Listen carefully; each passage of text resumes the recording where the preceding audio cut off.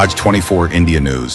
ભારતીય વિદ્યા મંદિર દાવલી ખાતે ધોરણ 10ના વિદ્યાર્થીઓ માટે વિદાય સમારંભ તેમજ સ્વર્ગસ્થ રજનીકાંત વાસુદેવ વ્યાસજીની સ્મૃતિમાં નિર્મિત નવનિર્મિત પ્રવેશ દ્વારના લોકાર્પણનો ગૌરવમય સમારંભ ઉજવાયો હતો. કાર્યક્રમની શરૂઆત મંગળ પ્રાર્થના સાથે કરવામાં આવી હતી.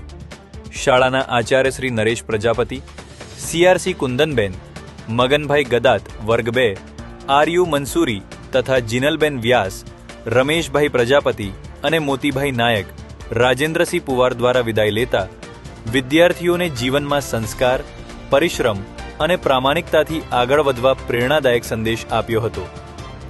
વિદ્યાર્થીઓએ શાળા જીવનના સંસ્મરણો રજૂ કરી શિક્ષકો પ્રત્યે કૃતજ્ઞતા વ્યક્ત કરી હતી.